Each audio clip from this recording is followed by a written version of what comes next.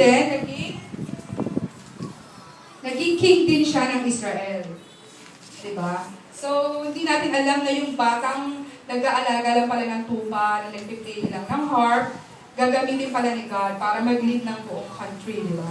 So, kayo din, mga simpleng bata lang tayo dito, kayo, na yung iba sa atin, syempre, inabandon ng parents, iba sa atin, akala natin, maliit lang yung tingin natin sa sarili natin, na hindi wala tayong kayang gawin, na iba, sinasaktan ng mga magulang, pero si God, kita mo nga yung batang yun, simple lang siya, pero ginamit siya ni God. May isi-share ako sa inyong favorite verse ko.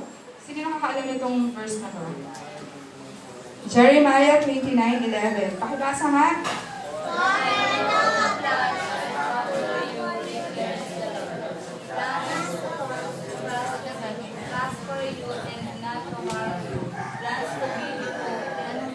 Diba? Yun. Yung parang sobrang bait ni God na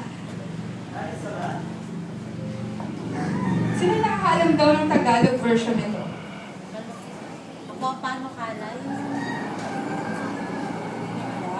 Ayun.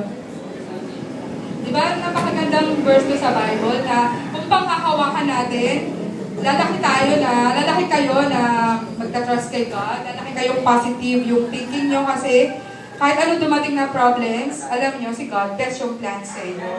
So, I encourage you, mga bata, na ngayon, ano yung, di ba, may mga pangarap kayo, yung mga sinabi nyo kanina. Ano yung gagawin nyo para matupad yung mga pangarap nyo? Si Rufa.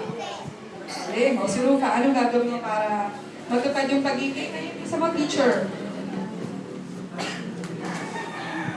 Rufa, si Rufa. So, ikaw, sige, si Kuya. Pagtapos ng pag-aaral, ayun, tama. Ngayon, di ba, syempre ngayon, sobrang blessed kayo na may shelter kayo, na tuturuan kayo mag-aral, tutulungan kayo. Tapos may mga ate at kuya din kayo, kung naghirapan kayo sa school, kung gusto nyong, kanyari, meron kayong, yun, magpatulong, pwede kayo magpatulong. So, ngayon, ang gagawin lang natin,